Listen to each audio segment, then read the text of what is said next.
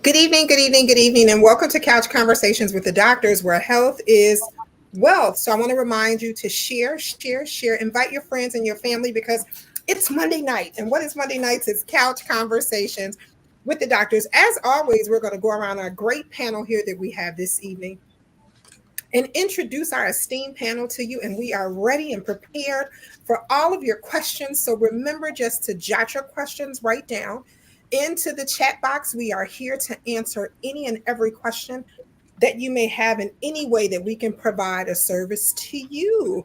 I'm going to start with our very own Dr. James Miller, the man who knows that he is challenged to be here every Monday. Of course, he says I threaten him. But does this face threaten anyone? Of course, you know I don't. But he is here with us every Monday night, except when he's on vacation. Dr. Miller. Good evening, everybody. I want to say thanks to Nikki and to Congressman Davis for inviting me to participate in this forum. Also to my esteemed colleagues, happy to join you this evening, and to our audience. We hope that we'll be able to provide you with some information that's going to help to make you healthier. Again, I am a retired physician, practice internal medicine for about 40 years, and though I don't practice clinical medicine, I'm still trying to heal the community. Outstanding, outstanding. To the man who never wants any accolades, but he is the urologist of the stars. That's our very own Dr. Terry Mason. Dr. Mason. Thank you, Nikki. And I am the retired urologist. I don't know about stars, but but I'm retired and very happily retired. But it was grateful to be able to be of service to the city of Chicago for nearly 30 years. So I'm grateful to be here to add whatever I can to the body of knowledge coming from this great panel. Thank you so very much. I want to say good evening to Kim Alexander Jackson, who is here with us on this evening. She says good evening to everyone. To Yolanda Williams, who is here, good evening to everyone. Who is here saying good evening, and thank you, Carrie. And I got the question that you texted in, and we're definitely going to ask that question for you. To the guy who has the best art in the world, I think his house has got to be a museum. That's our very own Joe Harrington. Joe. Thank you, Nikki, for that introduction. I should be used to it by now. But I'm Joe Harrington. I'm retired. Most of my career was spent in either public health or healthcare. I worked at 3 different hospitals, starting with the University of Illinois, then moved on to Mount Sinai and worked at Rush as well. But the bulk of my career was in public health. I worked in both the city and the state health department. I had the honor to work with Dr. Mason when he was Commissioner of Health for the City of Chicago, and I was an assistant commissioner under him. I left in 2012 to go to the state health department, where I was the regional health officer for Cook County, as well as an administrative law judge, and retired in 2017. But still has skin in the game and am very active. Serve on a number of boards, and just honored to be here tonight and honored to be among my esteemed colleagues. Outstanding. I want to say hey to Sharice Smith that's here. I see we got Rush Medical Center in the house. Hey, Sharice, thanks for joining us on this evening. To the internist, the family medicine practice doc, who really has this burning sensation to be the Wolfgang Puck. Our weight loss guru, that's Dr. Tony Hampton. Dr. Hampton? Thank you, Nikki, and thank you, Congressman. Always happy to spend time with you guys. Had a nice trip to San Diego. I went to the Symposium for Metabolic Health. Had a chance to, this conference used to be called Low Carb USA. They changed it to the Symposium for Metabolic Health because they recognize that there's many paths to metabolic health. And you'll be happy to know, Dr. Mason, that one of our speakers was a vegan who shared her perspective. Her name was Tekla Back, PhD. And it was very interesting to hear that perspective. It was a great conference, and we're all about helping people to heal metabolically, and that's what we're about. So be happy to answer questions and to have a great conversation tonight. Outstanding, and thank you so very much to the extraordinary surgeon who's up super early every morning, but really his burning sensation is to be a pro basketball player. I think he really thinks that he's the Michael Jordan of surgery. That's our very own Arju Mehta. Dr. Mehta. Thank you, Nikki, and thank you, Congressman Davis, for this opportunity. And not quite Michael Jordan of medicine, but aspiring to be so. And thank you for having me. I'm a heart rhythm specialist, a cardiac electrophysiologist, so I deal with slow and fast heart rhythm disorders. If someone needs a pacemaker or an ablation, that's usually where I step in. And I'm happy to contribute in any way to our community's health. Thank you so very much. Thank you so very much to the gentleman who makes this possible for us each and every Monday night, to the one who teaches us that true health is wealth, the Congressman of the Illinois 7th Congressional District, Congressman Danny K. Davis. Well, thank you all for being present and with us. I feel just great this afternoon for a lot of reasons. One, I spent much of the weekend making speeches. Friday night, I was fortunate to share with the consulate from Jamaica at their annual event out in Country Club Hills, Illinois, and we had a great time. But then on Sunday, I did 3 things. I actually went to church and was the guest speaker at the Wisdom Baptist Church. And there were a bunch of young people there, so I had a great time chatting with them and sharing some of my experiences growing up. But then I also had the opportunity to speak with one of my most favorite groups, and that is the National Association of Community Health Centers, had their health institute with more than 2,000 people present. And I kind of gave the welcome address. But it was also interesting because the institute that we were engaged in, a fellow named Tom Van Coverden and I started it when I was a board member of the group, chairman of the legislative committee, and Tom was our very first staffer that we hired for that organization after we organized it and got it started. He left his job with Congresswoman Martha Griffith of Michigan and came to work as our policy director.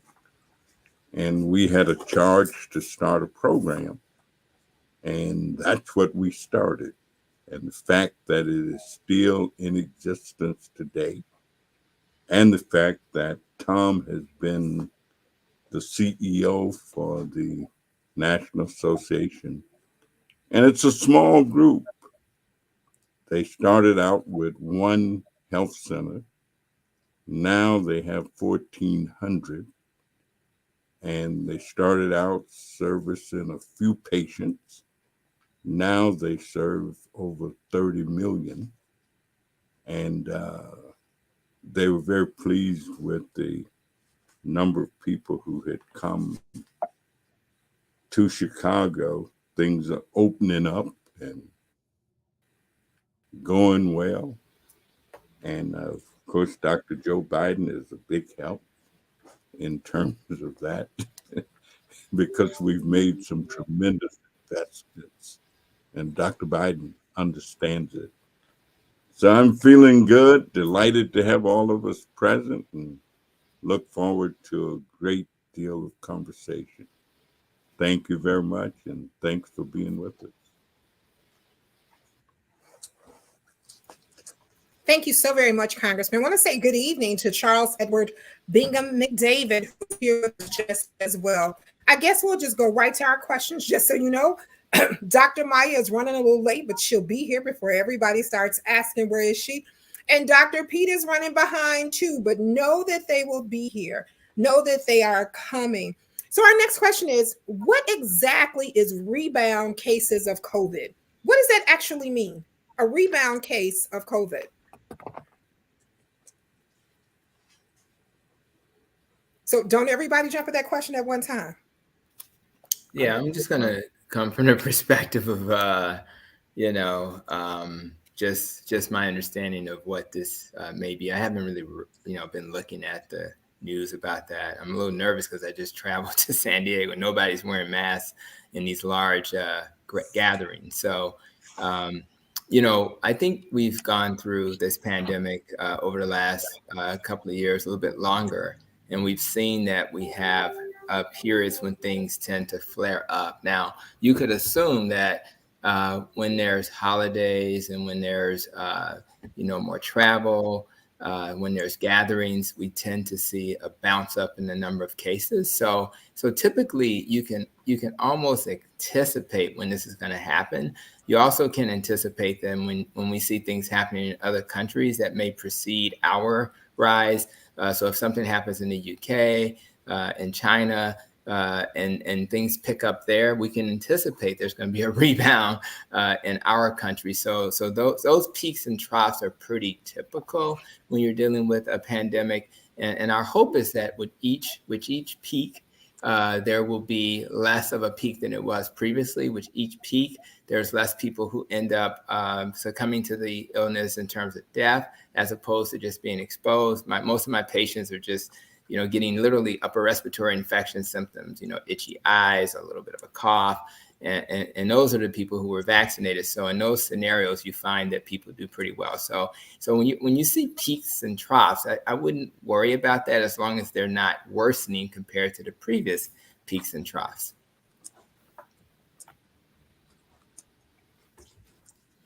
Okay. Thank you so much for explaining COVID. So I see someone with a red Howard hat just popped up. I think that may be Dr. Pete, who's really a chef on the side. So I know he was probably cooking. Dr. Pete, go ahead on and introduce yourself to everybody. Hey, I'm excited to be here, help share with the community some things that might improve their health and overall allow them to live a more quality life. Okay, outstanding. And thank you so much. So our next question is, I'm due for my booster. Should I get it now or wait for the new COVID booster vaccine?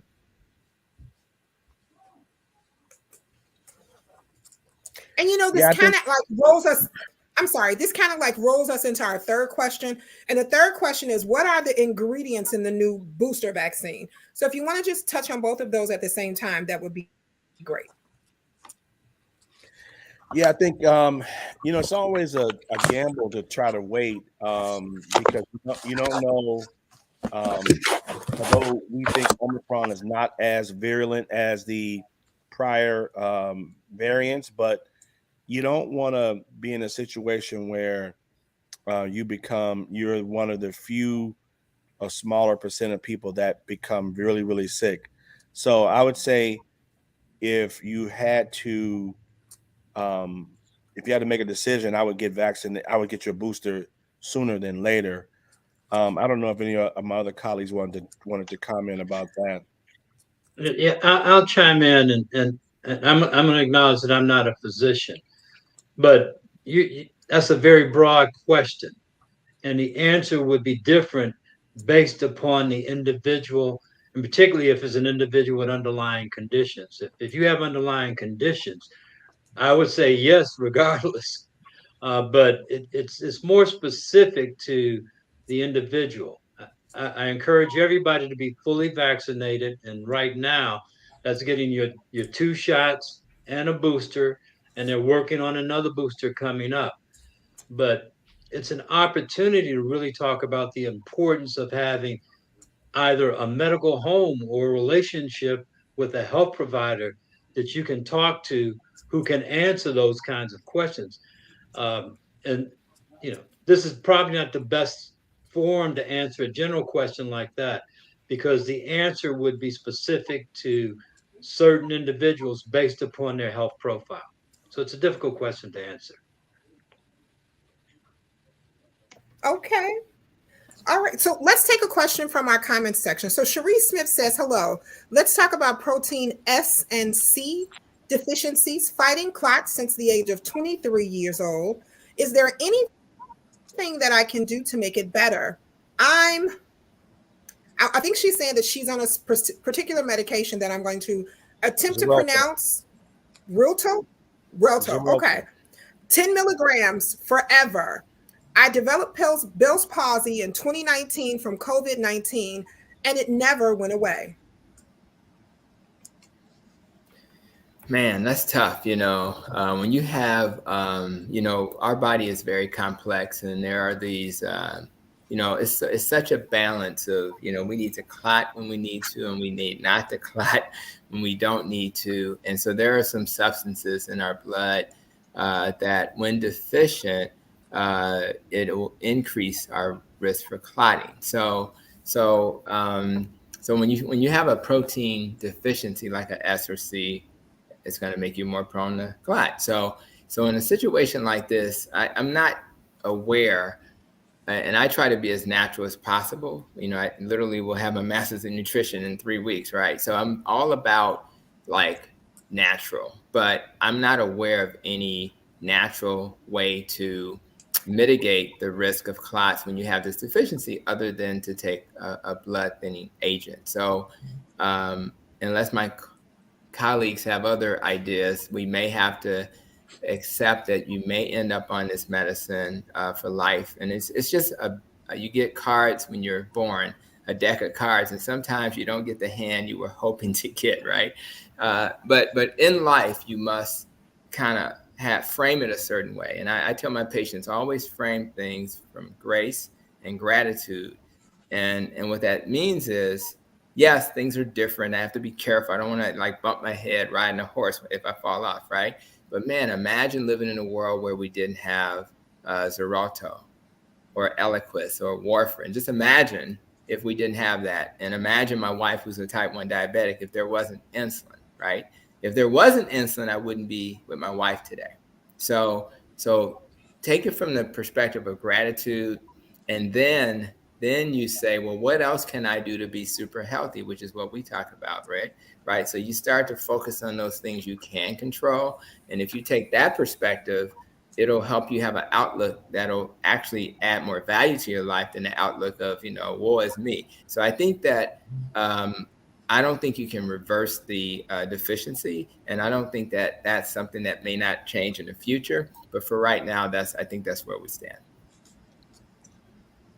Yeah, and I'll just comment. Dr. Miller, you look like I don't know of any natural occurring products in food or in our environment that we can increase and that will rid the individual of protein C and protein S deficiency. And again, I think that Dr. Hampton put it very well, that sometimes we look at our situations and we look at the things that we have to do to mitigate our situation, and we sort of maybe look at it as being a negative because we don't find a lot of people that surround us with these kinds of issues. However, I think that we have to look at it that there is a blessing that there is something, otherwise something that is able to control it to some extent. Otherwise, it would be we would not be able to really get to the point that we were able to get to without these kinds of medication. We often talk on this forum about things that are natural and not having to take medication if possible. But I think this is just one of those situations that currently that is the option that's available. I think there's also kind of piggybacking off what you guys were saying. I mean, there is also some reason to maintain optimism. I mean, we look at anticoagulation in general and what it used to be with, INR checks, consistently finger sticks, and you just have to, avoiding food and dietary modifications that you really had to walk a tightrope almost. And now with the advent of things like the DOACs, like Xarelto and Eliquis, I mean, there's a lot of research in this area, and it will continue to progress. Already has progressed, as evidenced by that jump from Coumadin to just Eliquis and Xarelto. And then I would also say for Bell's palsy, this is something not necessarily my area of expertise, but I've had patients affected by it, family members affected by it, not necessarily as a result of COVID-19, but there are, and I'm sure you may have explored this already, but physical therapy has helped tremendously with some patients that I've encountered in the past. So.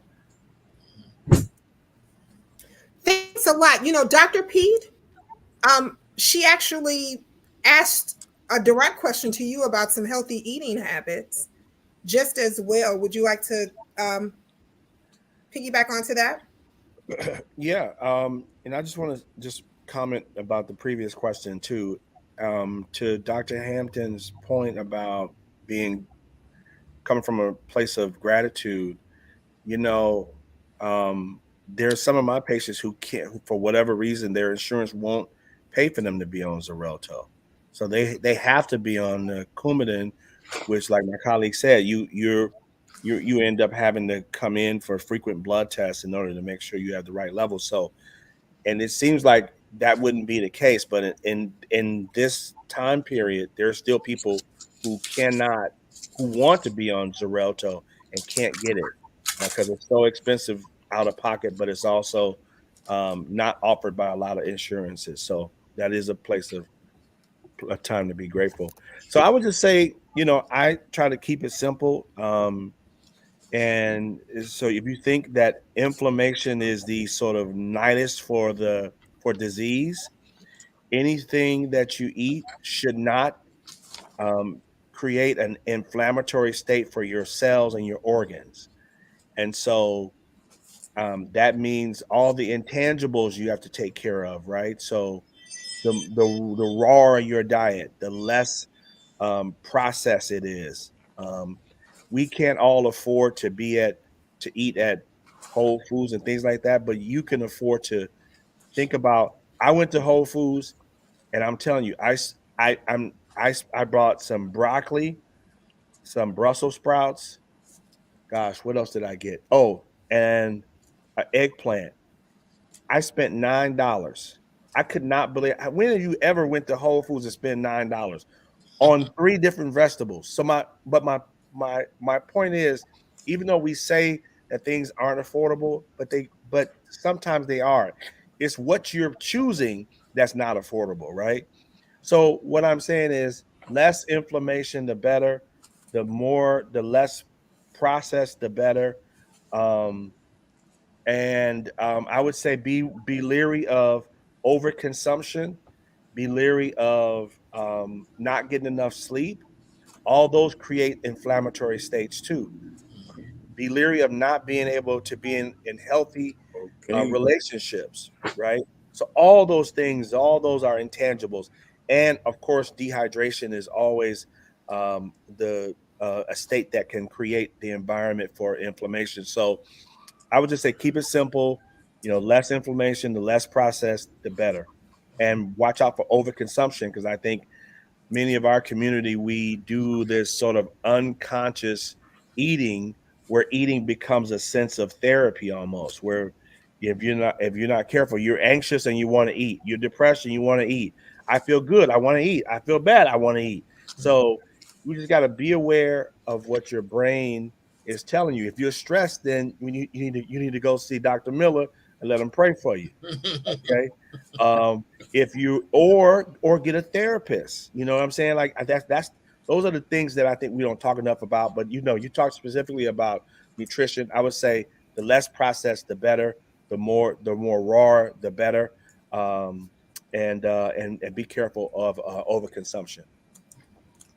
Outstanding, and thank you so much. Dorothy Murray says, good evening to everyone. Charles Edward McDavid says, what is your doctor's opinion on CMOS?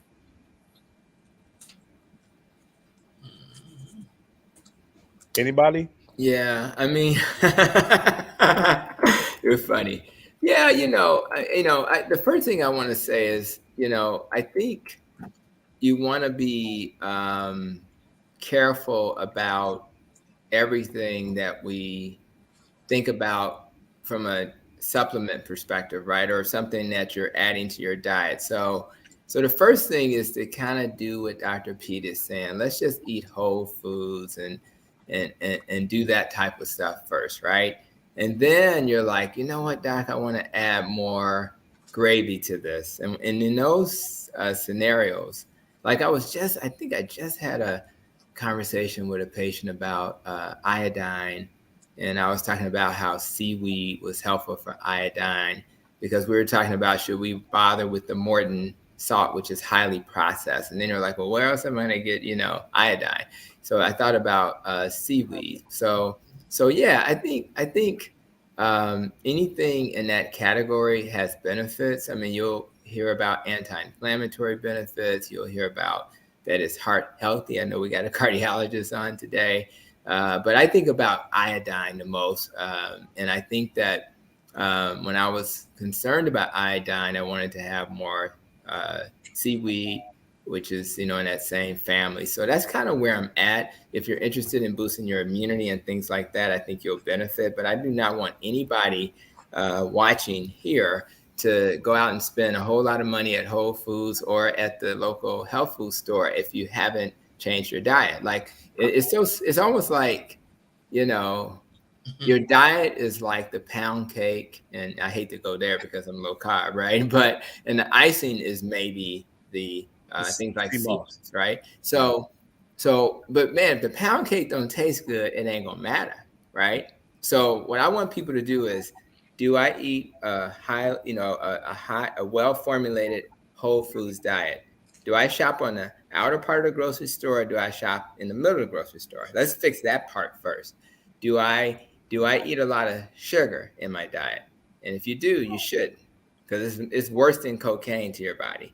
Do I eat a lot of, and this is controversial, do I eat a lot of seed oils and the corn oils, the things where they take seeds and turn it into oil?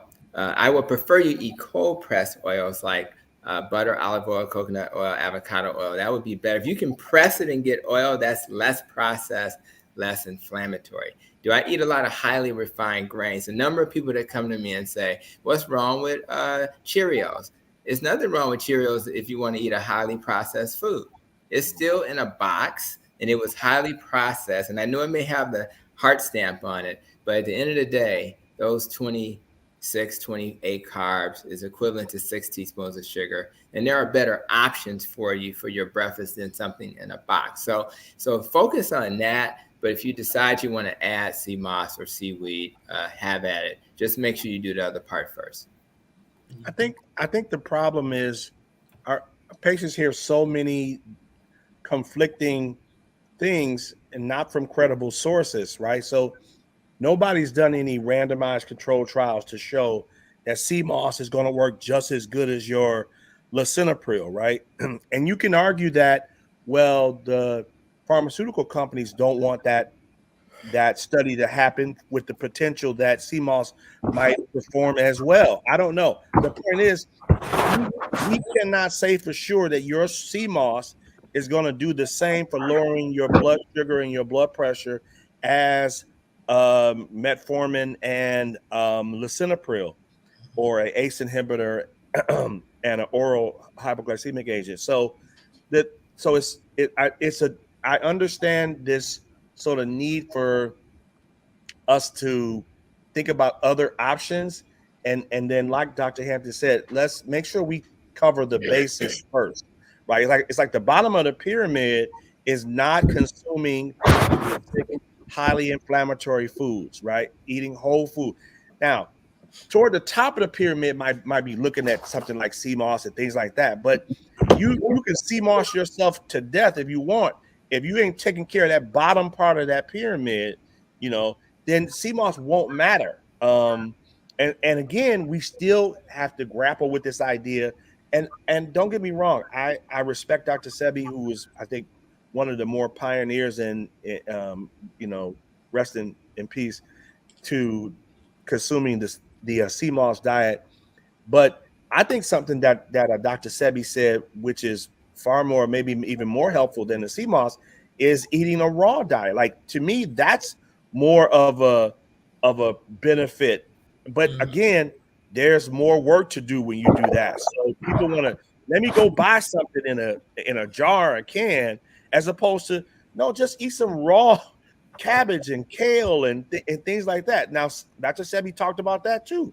So we can't leave out, just grab one part of what he talked about in terms of maintaining optimum health and reversing.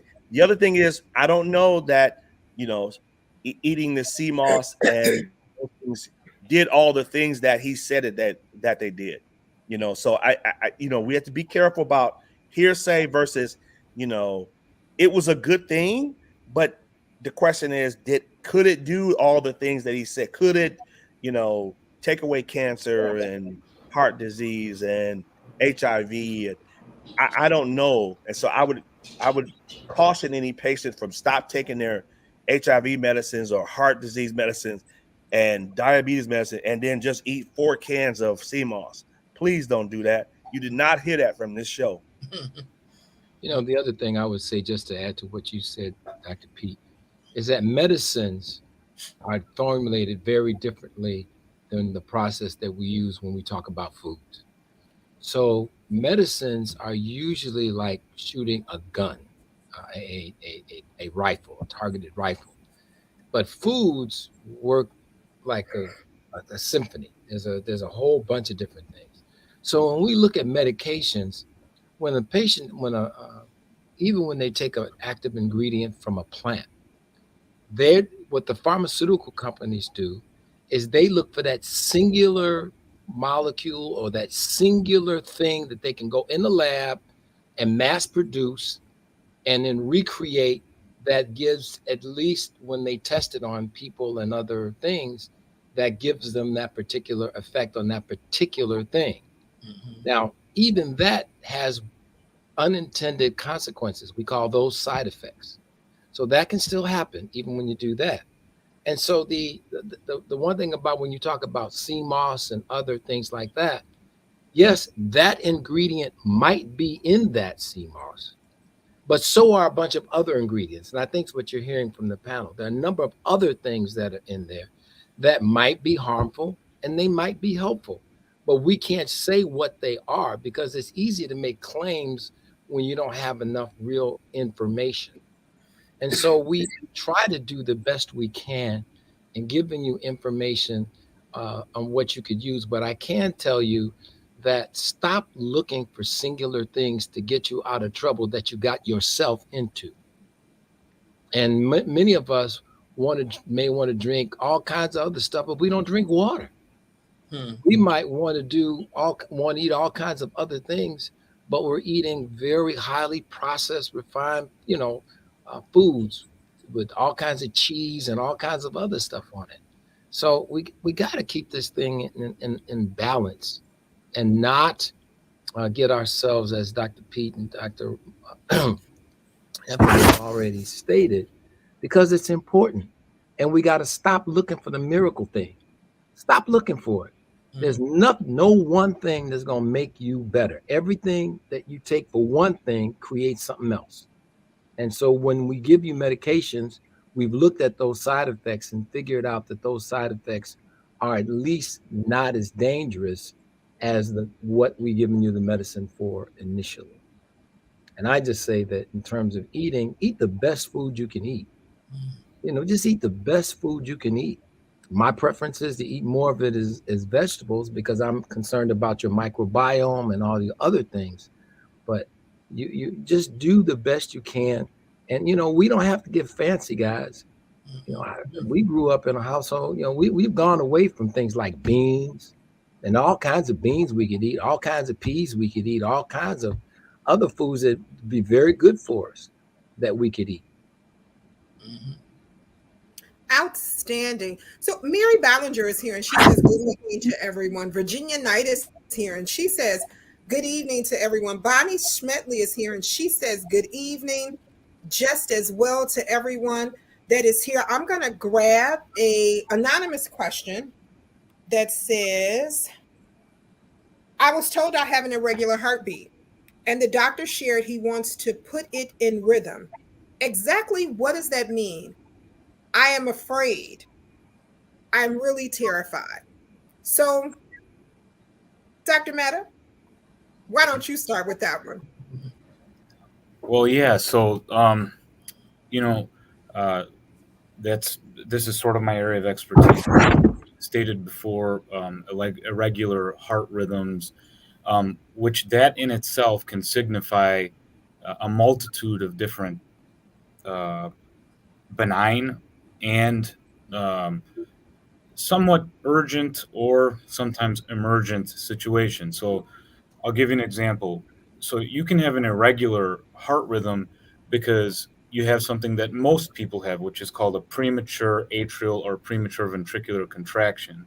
So most people, if you were to put a monitor and monitor them for a couple weeks, you would see that in less than 1% burden, they would have those extra heartbeats, a premature atrial contraction, which is just means that the top chamber squeezes earlier than it should, and a premature ventricular contraction, where the bottom chamber squeezes earlier than it should. The reason that sometimes people feel symptoms as a result of that is, um, you know, uh, I guess the best analogy may be it's almost like you have a gun, an empty gun. You know, the heart is supposed to fill up with blood and then pump, right? And if it hasn't adequately filled up with blood and it prematurely contracts, well, you might not get the vigorous cardiac output, the vigorous heart contraction and blood flow out of the heart that you would if you had a normal kind of organized rhythmic heartbeat. So, but the thing about those situations, that's an irregular heartbeat too, is that they are benign. They're not going to result in anything life threatening. There is nothing that you need to necessarily worry about other than if it affects your quality of life. So that's sort of the first category of quote unquote irregular heartbeats. Now, the second set of heart rhythm disorders that lead to an irregular heartbeat, one of them is the most common heart rhythm abnormality in the world, which is called atrial fibrillation. Okay, and atrial fibrillation has a variety of consequences, and it's not the same for every single patient. Okay, for instance, if you have atrial fibrillation, which basically means where the top chambers of the heart, instead of vigorously contracting and opening, they are quivering, they are fibrillating.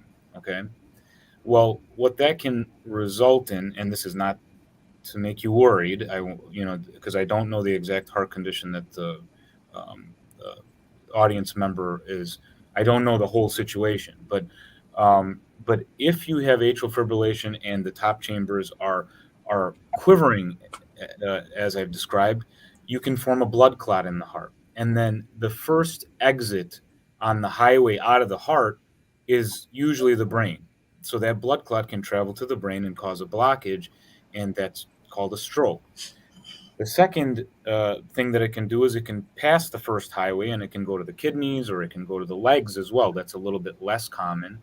But so that's the first and most important consequence of the most common heart rhythm problem that causes irregular heartbeats, so or atrial fibrillation. So is a stroke or blood clot traveling somewhere outside of the heart and leading, into the vital organs, etc.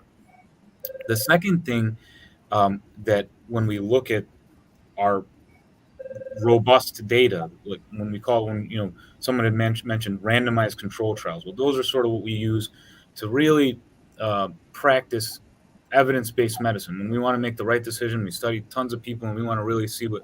The second thing is, if you have atrial fibrillation, you do have a higher rate of heart failure. The heart gets weaker. And not only the top chambers, but the bottom chambers, because if the heart goes off to the races, the heart doesn't like that. When it's in exercise mode 24/7. When you're running on the treadmill 45 minutes an hour a day, that's one thing.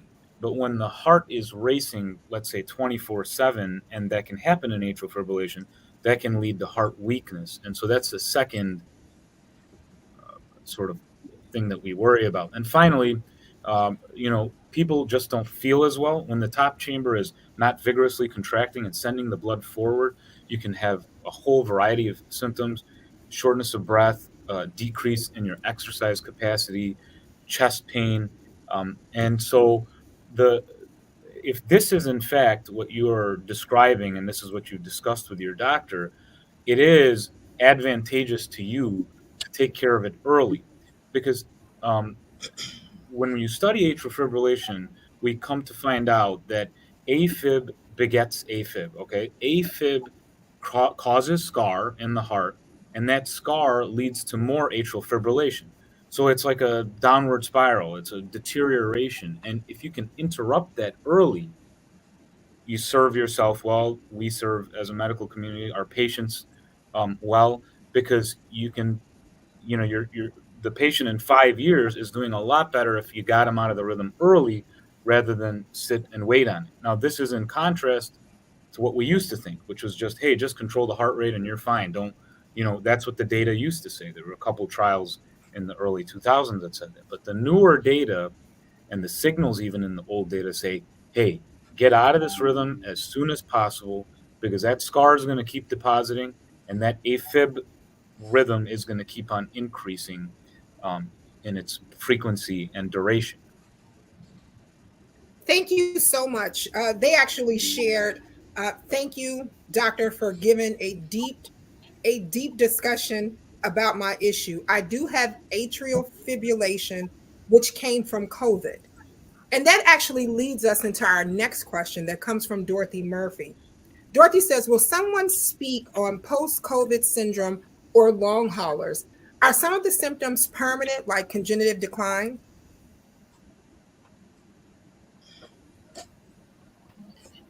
Want to take that, Dr. Maya?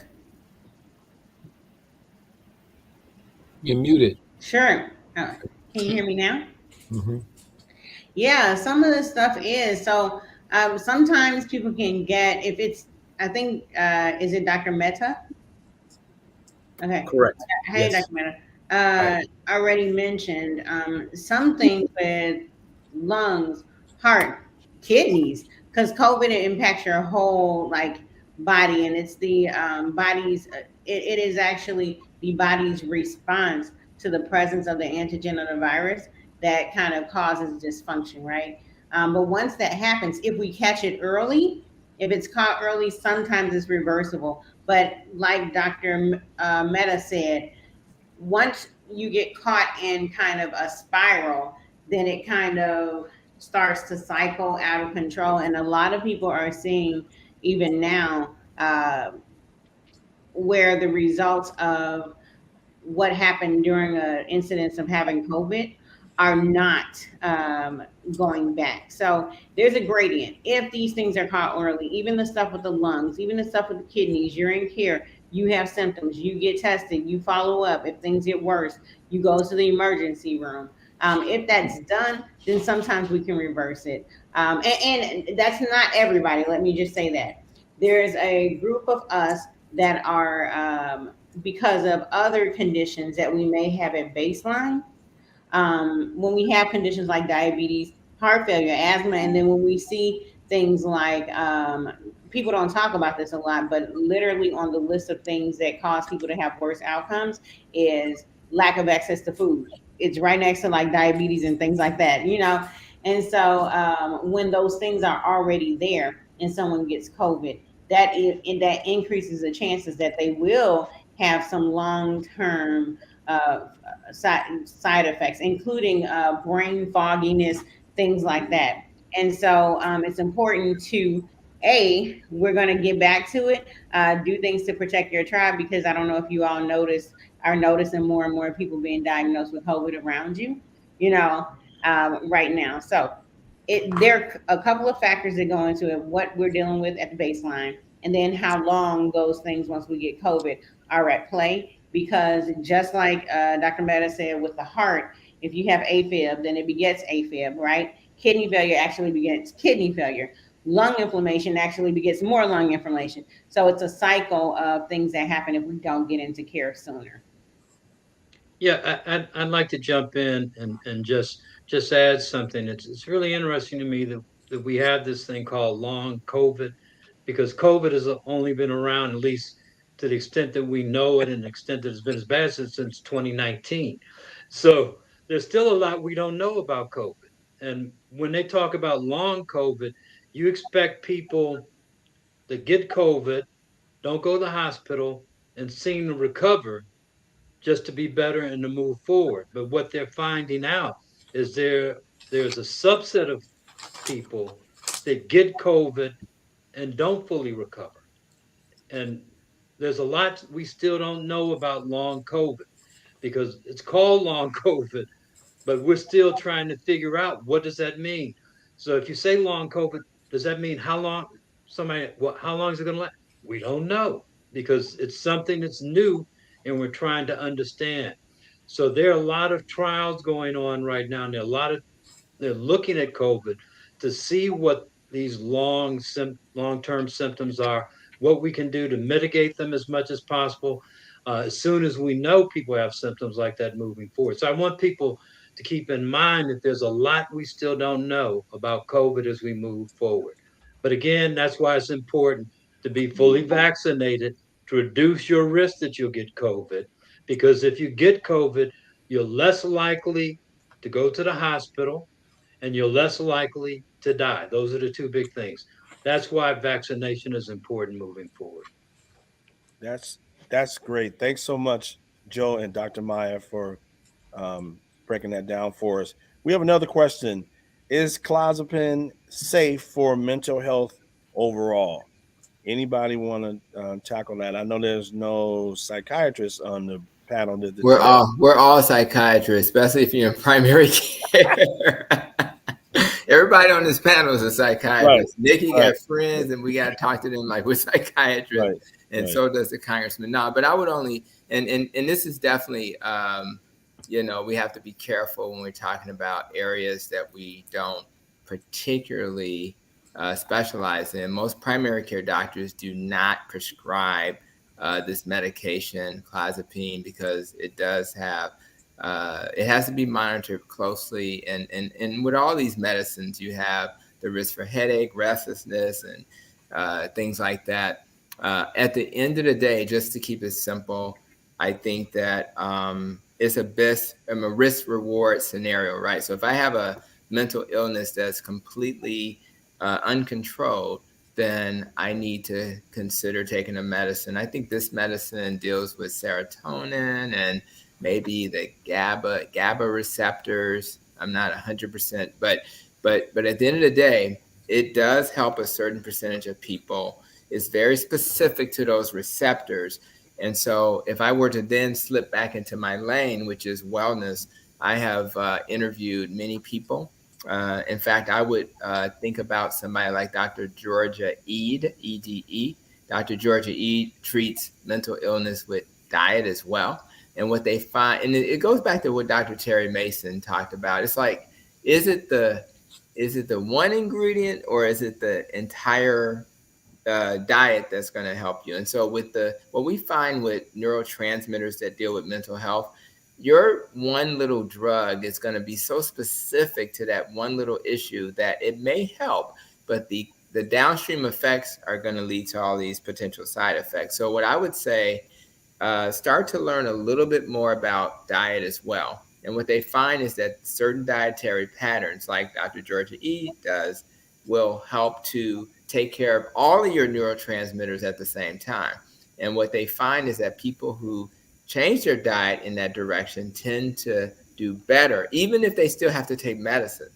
Some people get off medicine, some people take much less medicine. So the goal is to help your doctor do better by recognizing that what you eat matters. So I would actually move in that direction and learn about that. I've interviewed people like Amber O'Hearn, who also was able to deal with bipolar very effectively with her diet. So that's the direction I would move in. I would absolutely take a medicine if it helped me, just like I absolutely would take a vaccine if it helps me. And when the COVID first showed up, I didn't want to leave the house. And when I had to go to the clinic, they had to drag me there. And I was nervous and afraid. But the day I got my vaccine, you almost could have seen a tear come down my eye, because it kind of was like, oh, finally I have some degree of protection. And literally we had clinicians in the hospital crying on the day that they got their vaccine. So whatever's going to help you, I would do it, but don't forget about the wellness piece as well. So that ties right into our next question, which is there a cure for COVID? How can I be positive and negative without a cure? Not sure. How can I be positive and negative without a cure? Anybody want to tackle that one? I mean, I can just start off by saying we don't have a cure. We have a vaccine that can help prevent severe infections. COVID it's a novel virus. This is a new virus, but it's not a new virus. Okay, so it comes from the SARS family of viruses, and no, we don't have a cure for it. And then the next question was, how can I be positive and negative without a cure? I'm not sure. Can anybody answer that? I guess what the assumption is, if I'm positive, and then that goes away and I become negative, I might not cure it. I'm assuming that's the. Oh, okay, that makes sense. So, that makes sense. So yes, whereas with any infection, you can get the certain infections, and it can go away. It doesn't mean that you can't be reinfected. And I think this. So from the standpoint, yeah, you can get COVID and you can be cured, but curing does not necessarily mean that you won't get infected again. I think we also should. That gets to the issue of rebound COVID. There's another part. I'm sorry. There's another part that the reinfection may not be with the same variant that infected you in the first place. Right. So what we need to understand is that COVID has a lot of brothers and sisters, cousins and aunties and uncles, and you could get infected by perhaps, and I'm using this loosely, by one of the other variants that could cause a problem. So it's not that you get cured, you just got exposed to one particular variant. And if you got vaccinated, hopefully the vaccine you got will protect you against some variants, but perhaps not all variants. Mm-hmm. And you need to know that what that is. And then you need to keep your status of immunity up by making certain that when it's time to get boosted, that you get boosted, because that immunity from the vaccination will wane over time. There's also the possibility, if you get tested, that you can get a false positive or you get a false negative. So there's you might be tested and the test could be positive, but that's not the correct results. That happens sometimes. Or you could get a test that was negative, but you're actually positive, but the test didn't pick it up. So there can be some confusion out there because people might have gotten a test and they said they were negative and they still got COVID. It might have been the test itself that one time was not accurate. Outstanding, simply outstanding. And I thank you for sharing your questions with us. Cherie Smith says, yes, I am the special child out of my 5 siblings. Trust, I think everybody here wants to be their mother's special baby, and we thank you for sharing that with us. She also thanks the doctor so much for answering her questions and aiding her. And she asked, is ginger good for inflammation? Yeah, I think we'll all agree that ginger is good for inflammation, and I know when we think about ginger ale, right? I think we all would agree that you don't want to get your ginger from your ginger ale. I remember the first time that I went to the grocery store and saw these little jars of ginger, right? And oh my God. And they have you can actually cut up your ginger too and make your ginger tea, that's what you want to do. But if you get a little jar of ginger and you just put a pinch, right? It's the most potent stuff ever. And you won't get any of that in your ginger ale. So I encourage people, if you're gonna have a whole foods diet and you're trying to, benefit from ginger for your blood pressure, for heart disease and things like that, your lungs, all that stuff that ginger's good for, obviously for nausea, get the real stuff. Let's not go get the sugar-laden ginger ale, which will make you feel better because of the acidity and other things. That's not pure ginger, and that'll be the key. So ginger is different now. I actually make a pure ginger shot every day, and I take it, and it's interesting. But yeah, what else is in that shot though? That's what I want.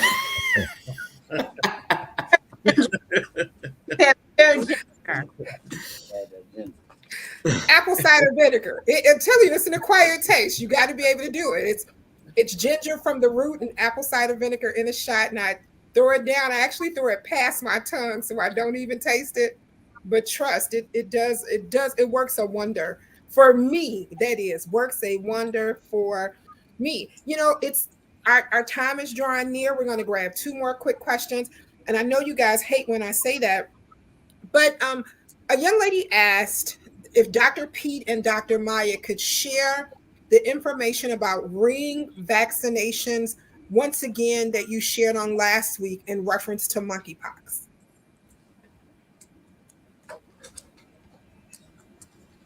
Go ahead, Dr. Pete, and I'll dovetail. Okay. Yeah, I can make this really short, but it's just a method of vaccinations that target the most at-risk population. So we're targeting people that have been exposed to someone who had monkeypox. So that's the ring concept, where you're targeting especially in an environment where you don't have a lot of vaccines for a number of reasons. And so you want to make sure that the vaccines you do have is used for the most vulnerable and the population that's most at risk. Dr. Maya? Dr. I apologize. I'm having technical difficulties, but I hope you all can hear me. Yeah, we can. And then what does that do, Dr. Pete hit it right on the head. And here's the reason why that's so important. I don't know if you all remember when we talk about herd immunity and how we established it with polio and so many other things that a lot of us don't, in smallpox, right? So many other things that a lot of us don't even think about right now. It's basically because once we're able to say, here's the area or community where monkeypox is, let's protect people's bodies in that area against monkeypox. Monkeypox needs human monkeypox. The monkeypox that's in humans right now need a human host to survive. And if it does not get a host, it will die. So the strategy is to say, hey, where is it? And let me make sure there's no one in that community that can serve as a host so that the virus can die off. That's the theory of herd immunity. So when Dr. said we're vaccinating and looking at focusing on people who can benefit, focusing on those people actually benefit us all, because if we can get monkeypox to die off in that community, then it never comes to other, or if I can get monkeypox to die off in my community, it never moves to other communities because it doesn't have anywhere to live. Outstanding, and thank you so very much. This next statement is for Congressman Davis. So there is a group of healthcare workers at the Core Center who stay late at work to watch Couch Conversations in their community room or something on the computer. They all sit around and watch, and they wanted the congressman to know that this is their Monday night thing while they're at work. But they did want to specify that most of them are off, staying there to watch it. I guess they're trying to make sure that you don't think they're watching on work time. So that's outstanding. Mr. Taylor, I see your messages. He wants us to know that Dr. Maida did his procedure, and he's a good guy. So, all right, Mr. Taylor, if we ever need that procedure, we're going to go see this good guy. If that's what we need to do. As we always do, we're going to begin our wrap up. I want to say hey to Mary Ballinger here. Arthur Jaycock says, good evening, everyone. I'm late, but I'm here. To the Facebook user that's here, they're saying good evening and that they were here. Ms. Smith is saying yes, and talking about the ginger root, and has a few more questions, but we're going to curb your questions and table them until next week. Thank you so very much. As we always say, we always end as we go around and we remind people just to tell us your thoughts until next Monday. What are your thoughts until next Monday? So I'm going to start with Dr. Green. Dr. Maya Green, Dr. 100. as she's known for. I want What's to. your what's your thoughts until next Monday? I want to take this opportunity to say, hey, Core Center, that's where I was trained and started. Core Center is part of my roots, you know, and it's a great place doing great work for people in the community.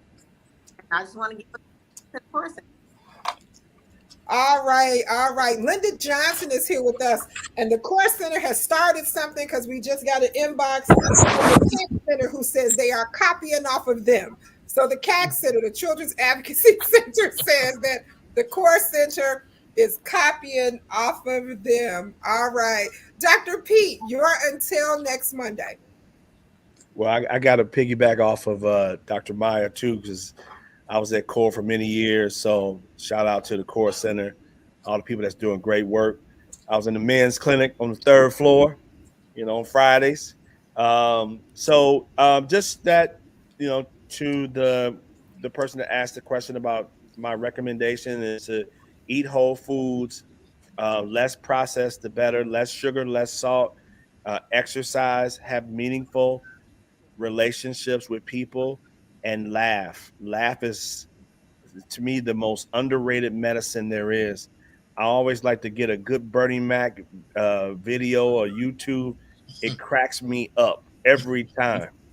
And then those endorphins happen, and then blood vessels expand and dilate, and so it's good. It's a good thing.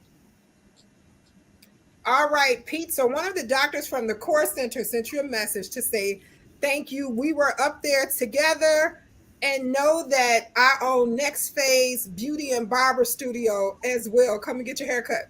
All right. So he's a doctor at the Core Center as well, and has a barbershop here on the west side of Chicago. So thank you so very much. Dr. James Miller, you're until next Monday. Well, there's been a lot of good information tonight, and so I'm just wanting to sort of look at trying to put a little bow on it. And this is one of the important things that was said, is that let's get the basics right. You know, a lot of times we look for the extraordinary things and forget about the basics. In other words, you know, if you're eating healthy, whole grain, whole food, then you're going to have less of a need for these special things because you're going to be consuming them in your food. And so let's look at doing the basic well. You know, I remember in practice, I had this patient, and he came and we were talking, and he, you know, I've been talking to him about certain things that I needed for him to add to his diet. And he came, he was so happy, and he wanted to inform me that he was doing so well. And so when I did ask him, you know, to describe his typical diet, it was filled. He, on top of those things that he shouldn't eat, he added that one special thing, which you know, I didn't kill his spirit completely. However, let's make certain the basics is done well. And if we do that, you know, we're going to have less of a need for the special things. And when they do become there, when they do come up, then we can probably supply those a lot easier. That's my till next Monday. All right. Dr. Tony Hampton, you're until next Monday. Yeah, I want to echo what Dr. Pete said about the laughter. When I did research, when I was contrasting the Blue Zones, which is more plant-based, with Hong Kong, which is more meat-based, what I learned is that they have these other things they do that lead to longevity. And in some of those Blue Zones, they actually have happy hour, right? So they actually incorporate that into their daily life to help them feel a sense of happiness. So, and again, when me and Brother Pete, again, we went to the same university for undergrad and the same. So I've been with him for 8 years. And one thing we did together, we laughed a ton. So it was really important. But I do feel a warm heart tonight because I think about Dr. Pete and Dr. Maya talking about ring vaccinations, and the fact that someone was able to reflect on that and bring it back. It warms my heart because it means that the work we do here is working, right? People are learning. They're learning terms that they hadn't heard. They're understanding what they mean. So the gift of knowledge is a gift that will then give you the gift of health. And I only ask people who are watching and checking this out, be a role model. Don't evangelize to your family, right? Don't go and say, oh, you got to do this and you got to do this way or that. No, just be a role model. If you look healthy, they're going to say, girl, what you doing? And they want to know what you're doing, right? So once you do it that way, and people who want to hear this message of healing, they'll come to you. Just be a role model. And that's mine until next Monday. All right, Congressman Davis. So he's saying, I want Congressman Davis to know that I offer Next Phase Beauty and Barber Studio as an open night for us to do men's health.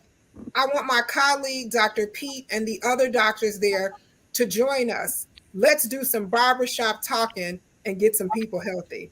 So we could possibly work that out. I know we can. I know you guys are watching. We will reach back out to you and have that conversation, but he wanted me to read it because he wanted the congressman to know that he was opening up his place and wanted us to come by there and do that. So thank you so much once again for sharing. Dr. Terry Mason, you're until next Monday.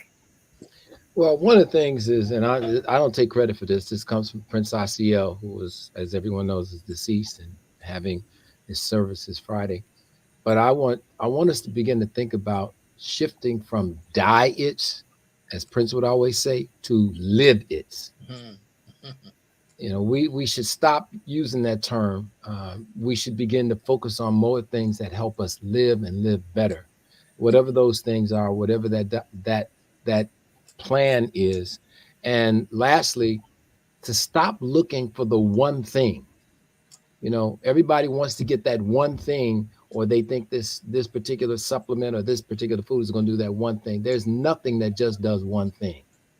Anything you eat is going to do more than one thing. Any pill you take is going to do more than one thing. So be aware that we call those side effects. And just know that we need to think about the thing that does the thing we need doing first. Outstanding. Thank you so much. Live it, not diets, live it. Dr. Maida, you're until next Monday. What do you want to leave the viewers thinking about until next Monday? Well, first of all, thank you again for this opportunity, Nikki and Congressman Davis, and I look forward to more discussions together. I would say, being proactive, in any sense of the word. I think that's what everybody is talking about in one way, shape, or form, is getting ahead and being preventative about disease. And that can mean at any stage. That can mean in the stage where you're talking about diet and preventing disease as a whole in terms of wellness and happiness, as mentioned. And it can also mean in terms of once you have some degree of progressive, pathology or some sort of illness that's already kind of halfway down the road, getting ahead of that and being proactive. Because if you strategize in that way, you come out better 5 years down the road. So, thank you so much, Joe Harrington. You're until next Monday. Well, the first thing I want to do is to commend and thank my colleagues, because I always learn something when I'm listening, and something I already knew is reinforced when I listen to them talk and provide answers to people. And what I'm impressed with is they provide some basic common sense answers to the questions which people can actually act on. And I was thinking about what I was going to say, and this is the advice I'm going to offer. It's something I learned when I was a child and when I was being taught to cross the street. When I was taught to cross the street, the one thing they impressed upon me is look both ways before you cross the street. I think in this case, you need to look both ways and make an informed decision about what you're going to do next. Because once you make the decision, you may not realize it, but you accept the risk associated with that decision. So my till next week is look both ways. All right, so we are looking both ways. And while we are looking both ways, I want to piggyback just a little bit off something that Dr. Maya always says, that Dr. 100 and Dr. Terry Mason shared tonight. COVID has brothers, sisters, aunties, uncles, and a whole bunch of cousins, from the complete Greek alphabet to now numbers and letters. Don't forget about these. If you are in a place and you do not feel secure or you're concerned, just pop it on. It's real easy to do. And make sure that you wear it properly over your nose and mouth. Just pop it on. Make sure you have it. Keep one in your pocket. Keep one of these like you keep your wallet around. Make sure you have it. Also, want to remind you, as Dr. Maya would tell us about washing those hands, make sure that you wash your hands and wash them properly. Sing the birthday song, get them really good, and don't forget to get in these areas and in here when you're washing, and wash them very good, and the back sides, rinse and dry. And as always, Congressman, take us home. Well, I always learn a great deal from these discussions. And of course, I only knew one person whose last name was Mecta. And now I know two. Mr. Mecta actually has been the chairman of our, what we call, multi-ethnic coalition or advisory group. And of course, that Mecta is not a physician, but he is an outstanding citizen. I want Audrey Jaycock to know that I enjoyed being in Maywood at the city council meeting where she used to serve as a trustee. And pretty soon we hope to really get a federally qualified health center for the Maywood community. And I want the residents out there to know that I think their mayor is doing a great job of processing movement towards that effort. And so I just thought of that. So Audrey, I wanted you to know that, because I know that's a community that you love. As I was listening, I was thinking that there are some of us who don't know that all that much about science, but we do know when our corns hurt. And so if you know when your corns hurt, you know that there is a need to do something, whatever that is that you do.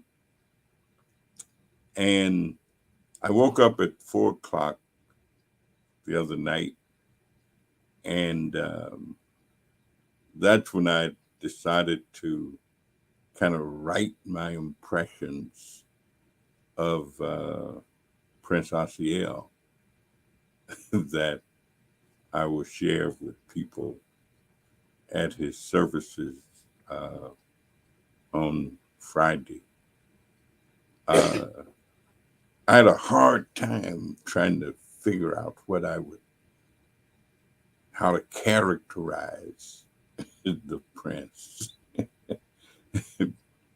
But it's been fun working with him and knowing him and traveling with him and doing everything except trying to eat with him. But I didn't have any meat today at all. Not one single bit.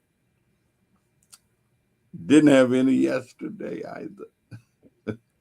So I don't know how I managed through 2 whole days. But it has been a lot of fun.